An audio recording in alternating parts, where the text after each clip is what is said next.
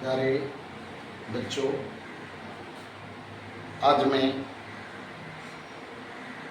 हिंदी व्याकरण के बहुत ही महत्वपूर्ण चैप्टर सर्वनाम के बारे में बताने जा रहा हूँ।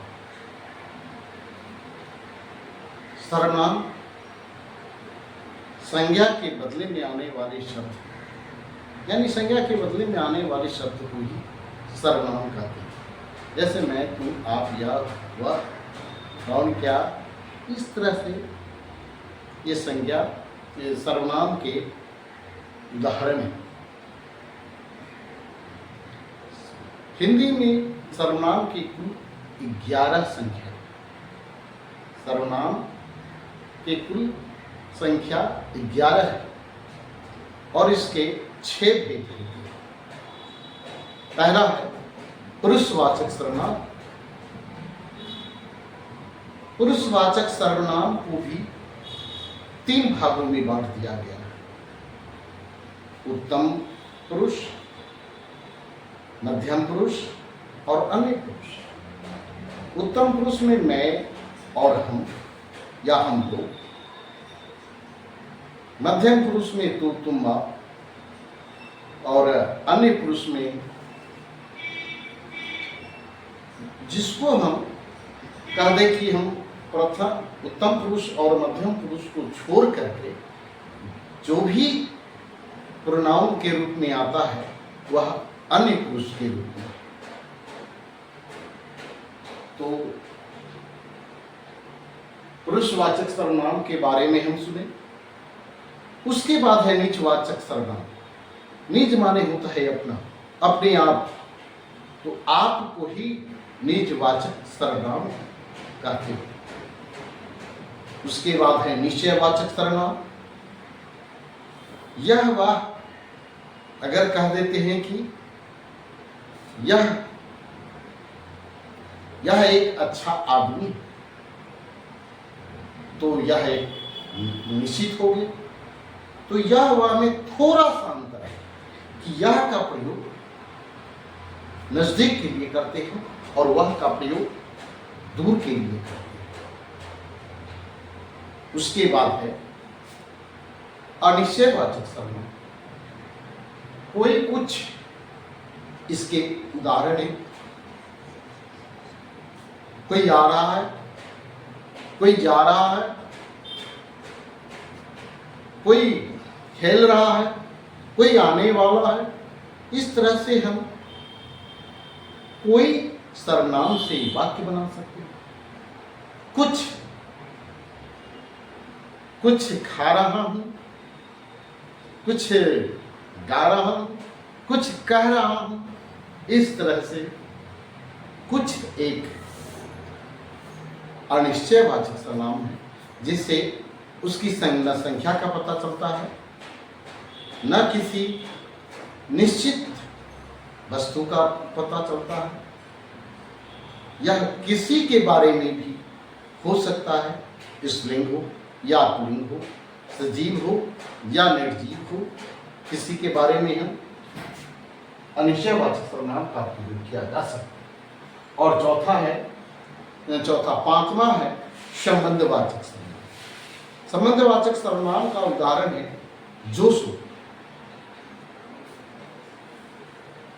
जो जैसा करेगा वैसा होता है। जो तुम सुनते हो। इस तरह से जब हम जो और सो से वाक्य बनाते हैं और उसका प्रयोग सर्वनाम के रूप में होता है, तब वह होता है संबंधवाचक सर्वनाम। और सर्वनाम के अंतिम भेद है प्रश्नवाचक, और इसके उदाहरण है कौन क्या। प्रश्नवाचक सर्वनाम के उदाहरण है कौन क्या,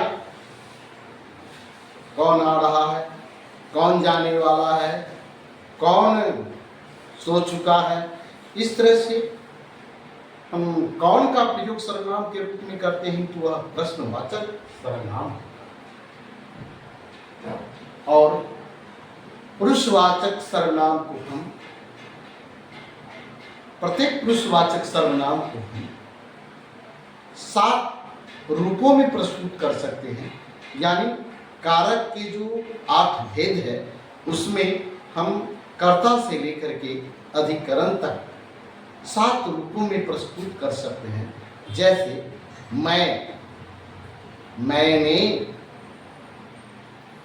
मुझको, मुझे, मुझसे, मेरे लिए, मेरा, मुझसे। इस तरह से हम पुरुषवाचक सर्वनाम को हम 8 भागों में यानी 7 रूपों में प्रस्तुत कर सकते हैं। तो ये हुआ केवल मैं से। यही चीज, यही क्रिया दूसरे पुरुषवाचक सर्वनाम से की जा सकती है। तो इस तरह से हम देखते हैं कि अगर इसके इस रूपों को याद करने की आवश्यकता नहीं है, बल्कि कारक के चिन्ह को अगर याद कर ले, कर्ता ने कर्म को, करण से, संप्रदान को के लिए, अपादान से, संबंध का के की, रारे भी और अधिकरण भी पर। जैसे मुझ पर,